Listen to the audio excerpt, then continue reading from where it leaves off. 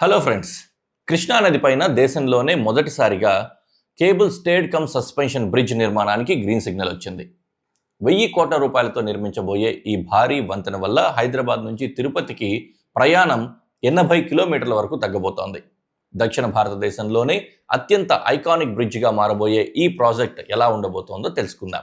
తెలంగాణలోని సోమశిల నుంచి ఆంధ్రప్రదేశ్లోని ఆత్మకూరు వరకు కృష్ణా నదిపైన నిర్మించబోయే ఈ భారీ వంతెనకు అటవీ శాఖ నుండి స్టేజ్ 1 అనుమతులు లభించాయి.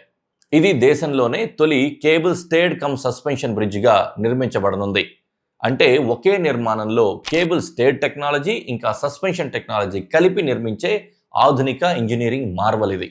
ఈ ప్రాజెక్ట్ కోసం సుమారుగా 60 ఎకరాల అటవీ భూమి కన్వర్షన్కు అనుమతులు ఇవ్వబడ్డాయి. అటవీ శాఖ నుండి స్టేజ్ 1 క్లియరెన్స్ రావడంతో ఇప్పుడు ప్రాజెక్ట్ అనుమతుల దిశగా మరింత వేగంగా ముందుకు సాగుతోంది. ప్రస్తుతం హైదరాబాద్ నుండి తిరుపతికి వెళ్లే ప్రయాణం చాలా దూరంగా తిరిగి వెళ్లాల్సి వస్తోంది. కానీ ఈ బ్రిడ్జ్ కనుక పూర్తయితే ఆ ప్రయాణ దూరం సుమారుగా 80 కిలోమీటర్ల వరకు తగ్గుతుంది. దీంతో సమయం మాత్రమే కాకుండా ఇంధనం ఖర్చు కూడా గణనీయంగా తగ్గుతుంది.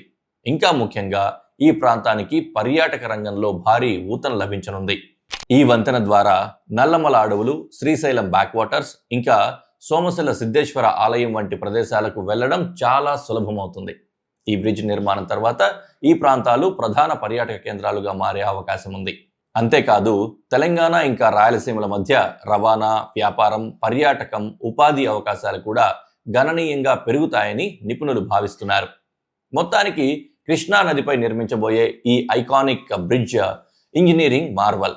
ఈ భారీ ప్రాజెక్ట్ పూర్తయిన తర్వాత దక్షిణ భారతదేశంలో అత్యంత ఆకర్షణీయమైన వంతెనల్లో ఒకటిగా ఇది నిలవనుంది. మరి ఈ ఐకానిక్ బ్రిడ్జ్ గురించి మీ అభిప్రాయం ఏంటో కామెంట్ సెక్షన్లో తెలియజేయండి. ఇలాంటి మరిన్ని ఇన్ఫ్రాస్ట్రక్చరల్ అప్డేట్స్ కోసం మా ఛానల్ని ఫాలో అవ్వండి.